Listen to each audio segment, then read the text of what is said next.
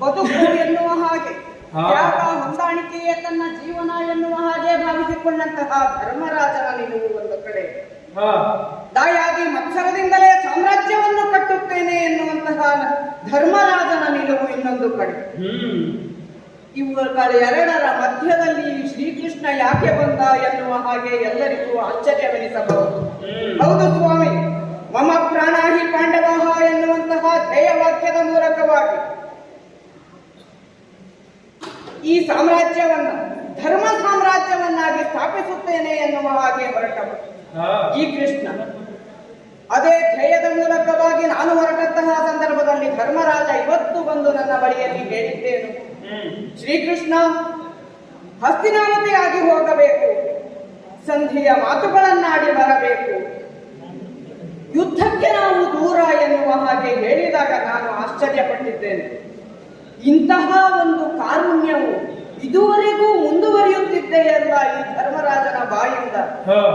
ಈ ಯುದ್ಧ ಎನ್ನುವಂತಹ ಸಂದರ್ಭ ಯಾಕೆ ಒಳಗೆ ಬಂತು ಎನ್ನುವ ಹಾಗೆ ಒಮ್ಮೆ ಹಿಂತಿರುಗಿ ನೋಡಿದರೆ ಹಸ್ತಿನಾವತಿ ಎನ್ನುವಂತಹ ಸಮಗ್ರ ಸಾಮ್ರಾಜ್ಯ ದಾಯಾದಿ ಮತ್ಸರವನ್ನೇ ಮುಖ್ಯವಾಗಿ ಇಟ್ಟುಕೊಂಡು ಹಸ್ತಿನಾವತಿ ಒಂದು ಕಡೆ, ಇಂದ್ರಪ್ರಸ್ಥ ಒಂದು ಕಡೆ, ದುರ್ಯೋಧನ ಇನ್ನೊಂದು ಕಡೆಯಲ್ಲಿ, ಒಂದು ಕಡೆಯಲ್ಲಿ ಧರ್ಮರಾಜ ರಾಜ್ಯವನ್ನಾಳಿಕೊಂಡು ಮುಂದುವರಿಯುತ್ತಿರುವಂತಹ ಸಮಯದಲ್ಲಿಯೂ ಸಹ ದ್ಯೂತವನ್ನು ಆರಂಭಿಸಿ ಮೋಸವನ್ನೇ ಮುಂದಿಟ್ಟುಕೊಂಡು ಶಕುನಿಯನ್ನ ಮೂಲಕವಾಗಿ ದ್ಯೂತದಲ್ಲಿ ಪಾಂಡವರು ಸೋತರು. ಆ ಮೂಲಕವಾಗಿ 12 ವರ್ಷಗಳ ವನವಾಸ, 1 ವರ್ಷದ ಅಜ್ಞಾತವಾಸವನ್ನ ಮುಗಿಸಿ ಬಂದು ಅದು ಎಷ್ಟೋ ಕಷ್ಟಗಳನ್ನು ಪಟ್ಟು ಹಿಂತಿರುಗಿ ಬಂದಂತಹ ಸಂದರ್ಭದಲ್ಲಿ ಶತಾನಂದರನ್ನ ಕಳುಹಿಸಿದರು. ಅರ್ಧ ರಾಜ್ಯವನ್ನು ಕೊಡುವುದಲ್ಲ, ಆಯುಧದ ಮನೆಯಲ್ಲಿ ರಾಜ್ಯವನ್ನಿಟ್ಟಿದ್ದೇನೆ, ಯುದ್ಧದ ಮೂಲಕವಾಗಿಯೇ ಪಡೆದುಕೊಳ್ಳಬೇಕು. ಆ ನಂತರದಲ್ಲಿ ಸಂಜಯ ಒಂದು ಹೇಳಿದ,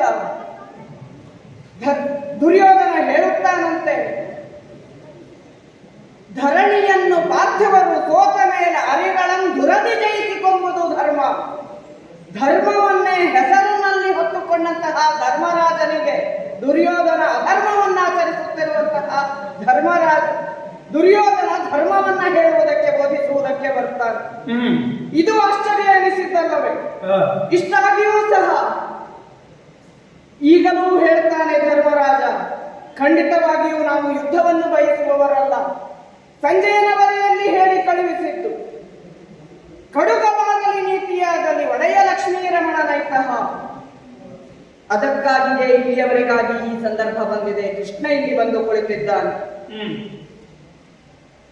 ಹಸ್ತಿನಾವತಿಯವರೆಗಾಗಿ ಹೋಗಬೇಕು, ಅರ್ಧ ರಾಜ್ಯವನ್ನ ಬಿಟ್ಟುಕೊಡು ಎನ್ನುವ ಹಾಗೆ ಕೇಳಿಕೊಳ್ಳಬೇಕು. ಒಂದು ವೇಳೆ ಆ ದುರ್ಯೋಧನ ಅರ್ಧ ರಾಜ್ಯವನ್ನು ಕೊಡಲಿಲ್ಲ ಅಂತಾದರೆ ನಮಗೆ 5 ಜನರಿಗೆ ಬದುಕಿಕೊಳ್ಳುವುದಕ್ಕೆ 5 ಗ್ರಾಮವನ್ನಾದರೂ ಕೊಡಬೇಕು ಕೃಷ್ಣ. ಇಷ್ಟು ಕೇಳಿದರೆ ಸಾಕು ಎನ್ನುವ ಹಾಗೆ ಹೇಳುವಂತಹ ಧರ್ಮರಾಜನ ಮಾತು ನನಗೆ ಖಂಡಿತವಾಗಿಯೂ ವಿಚಿತ್ರವೆನಿಸುತ್ತದೆ, ಆಶ್ಚರ್ಯವೆನಿಸುತ್ತದೆ. ಅದೆಷ್ಟೋ ಕಷ್ಟಗಳನ್ನು ಪಟ್ಟವರು ಇದುವರೆಗೂ ತನ್ನ ದೇಹದಲ್ಲಿ ಮನಸ್ಸಿನಲ್ಲಿ ಒಂದಿನಿತೂ ದ್ವೇಷವನ್ನು ತಾಳಲಾರ ಅಂತಾದರೆ ಆ ಧರ್ಮರಾಜ ಯಾವ ರೀತಿಯಲ್ಲಿ ಸೃಷ್ಟಿಯಾಗಿರಬಹುದು, ಯಾವುದಕ್ಕಾಗಿ ಈ ಧರ್ಮವನ್ನ ಅಳವಡಿಸಿಕೊಂಡಿರಬಹುದು. ಹೌದು, ಮುಂದೆ ನಾನು ಏನು ಮಾಡಬೇಕು ಎನ್ನುವ ಹಾಗೆ ಅವನಲ್ಲಿಯೇ ಹೇಳಿದ್ದೇನೆ. ನಿನ್ನ ತಮ್ಮಂದಿರನ್ನು ಹಾಗೆಯೇ ಸತಿಯಾದಂತಹ ದ್ರೌಪದಿಯನ್ನು ಕೇಳಿ ಮುಂದುವರಿಯುತ್ತೇನೆ. ಸಹೋದರರಲ್ಲಿ ಕೇಳಿದಾಗ ಸಹದೇವ ಹೇಳುತ್ತಾನೆ, ಕಪ್ಪಿಣ ಚೆನ್ನ ಬೆಸುಗೆಯಾಗದು, ಸಂಧಿಯ ಬೆಸುಗೆ ಹತ್ತದು ದೇವ. ಅರ್ಜುನ ಹಾಗೂ ನಕುಲರು ಹೇಳುತ್ತಾರೆ, ಅಣ್ಣನ ನಿರ್ಧಾರವೇ ತಮ್ಮದು ಎನ್ನುವ. ಭೀಮಸೇನನ ಬಳಿಯಲ್ಲಿ ಕೇಳಿದರೆ ಒಮ್ಮೆ ಕೋಪಗೊಂಡ, ಮಾತಿನಲ್ಲಿ ಯಾವ ರೀತಿ ಉದ್ಗರಿಸಿದ ಅಂತಂದರೆ,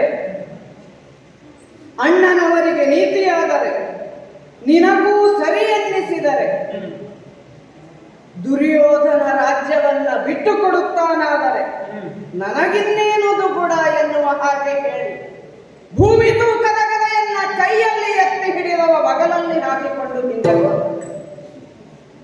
ಇವರನ್ನೆಲ್ಲ ಗಮನಿಸಿದಂತಹ ನಾನು